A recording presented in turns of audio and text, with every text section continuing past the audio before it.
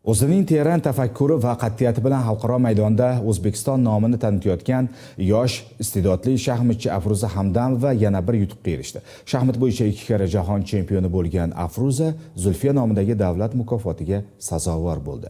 Kecha ushbu mukofot sportchi qizimizga tantanali ravishda topshirildi. 4 yoshida shaxmatga kirib kelgan Afruza Hamdamova O'zbekiston tarixidagi jahon chempionatida g'olib bo'lgan birinchi ayol shaxmatchi hisoblanadi. U bugunga qadar 2 karra jahon chempioni unvoniga sazovor bo'lgan. Albatta uzoq yillik mehnatlar o'z samarasini bermay qolmaydi. 2025-yil 3-mart kuni O'zbekiston Respublikasi prezidentining Zulfiya nomidagi davlat mukofoti bilan taqdirlash to'g'risidagi qaroriga muvofiq qahramonimizga Zulfiya nomidagi davlat mukofoti topshirilishi kerak edi. Ammo Afruzaning ushbu kunlarda chet el musobaqasidagi ishtiroki sabab davlatimiz rahbari bilan uchrasha olmagan. Kuni kecha Xalqaro shaxmat akademiyasida o'tkazilgan tadbirda Oila va xotin-qizlar qo'mitasi raisi Zulayho Mahkamova tomonidan Afruza Hamdamovaga Zulfiya nomidagi davlat mukofoti tantanali tarzda topshirildi.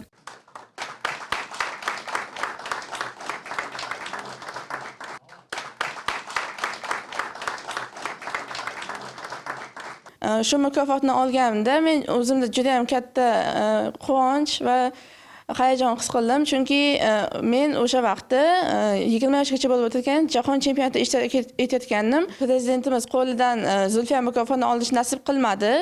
Mening eng katta maqsadim O'zbekistonga shaxmat tojini olib kelish va prezidentimizning qo'lidan katta mukofotlar olish nasib qilsin. Albatta, har bir muvaffaqiyatli farzand g'alabasi ortida ota-onaning uzoq yillik mehnatlari mujassamdir. Afruzaning birinchi ustozi uning otasidir, ammo bugungi kunni otasidan-da ko'proq Afruzaning onasi kutgan ekan. Afruza hozir aytdi, men juda ham xursand bo'ldim, bu mukofotni olishni rosa xohlagandim deb. Lekin undan ko'ra men ko'proq xohlagandim, chunki bu yil 2-marta, 2-yil topshirayotgan yilimiz. Bu yil ham rosa kutdim va Afruzani o'zi yo'q bo'lganiga menga telefon qilishdi va birinchi men eshitdim. Rosa xursandchilik, rosa quvonarli hol.